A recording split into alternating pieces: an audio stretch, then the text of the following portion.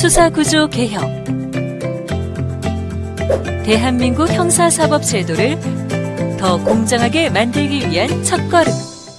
경찰이 함께합니다. 과거에 왕에게 모든 권력이 집중되어 있던 시기가 있었습니다. 절대 권력은 반드시 부패한다는 격언처럼 권력의 독점은 권한 남용, 부정부패, 인권 침해 등 폐해를 낳았고 국민의 기본권을 보호하지 못했습니다. 따라서 국가 권력은 그 기능을 분리하는 쪽으로 발전해 왔습니다. 권력이 여러 기관으로 분산되고 서로 견제해야만 시민의 자유와 인권이 보장되기 때문입니다.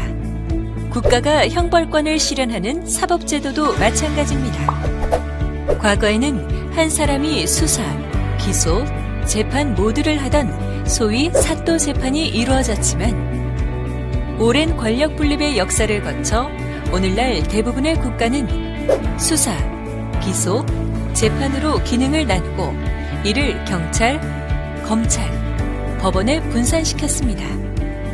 그럼 현재 우리나라의 형사사법제도는 어떨까요?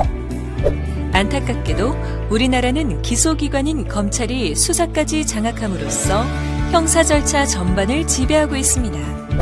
권한이 집중된 수사구조는 사건을 왜곡시키고 특권과 반칙을 만들어 우리 사회 전반에 수많은 폐해를 남기고 있습니다. 이렇게 한 기관의 권한을 집중시킨 사례는 세계 어느 나라에서도 찾아볼 수 없는 구시대 유물입니다.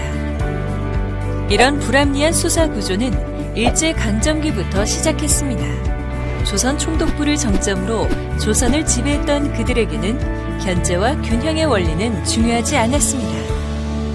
그들의 목적은 시민의 권리와 자유보장이 아니라 식민지 수탈과 탄압이었으니까요.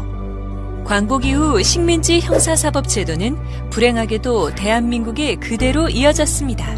민주주의의 성장과 함께 사법제도도 차츰 발전했지만 검찰에게 권한이 집중된 근본적인 구조는 그대로 남아 끊임없이 폐단을 낳고 있습니다. 견제와 균형이 없는 제도 때문에 쌓여왔던 적폐가 드러났고 수사와 기소의 분리가 필요하다는 점에 국민들이 공감하고 있습니다. 그리고 현 정부 국정과제에서도 견제와 균형을 위한 개혁의 필요성을 힘주어 말하고 있습니다. 그럼 형사사법제도에서 견제와 균형이 이루어지려면 어떻게 해야 할까요? 세 가지 방법이 있습니다. 첫 번째는 수사와 기소의 분리입니다. 기관 간 견제와 균형이 이루어지도록 집중된 권한을 분산하여 경찰은 수사, 검찰은 기소 업무에 전념시켜 각자 본연의 업무에 충실하도록 수사 구조를 개선하는 것입니다. 두 번째는 검사가 독점하는 영장 청구 제도의 개선입니다. 영장 발부는 법원의 권한이므로 우리나라도 다른 선진국들처럼 경찰이 직접 법원에 영장을 청구했었지만 1961년 군사정변 이후 혼란스러운 시기에 검사만이 청구하도록 헌법에 규정하면서 검사의 권한이 강화되었습니다. 이젠 경찰이 제 역할을 다할 수 있게 개헌과 법 개정을 통해 예전처럼 경찰이 영장을 청구하고 법원이 심사하여 발부하도록 해야 합니다. 세 번째는 경찰 개혁입니다. 2017년 6월 경찰청은 외부 전문가 19명으로 구성한 경찰개혁위원회를 발족하였습니다. 경찰개혁위원회가 6개월간 논의 끝에 발표한 인권보호, 수사개혁, 자치경찰 세 가지 분야의 개혁 권고안은 국민을 위한 경찰로 거듭나기 위한 시대적 요청이자 나침반입니다.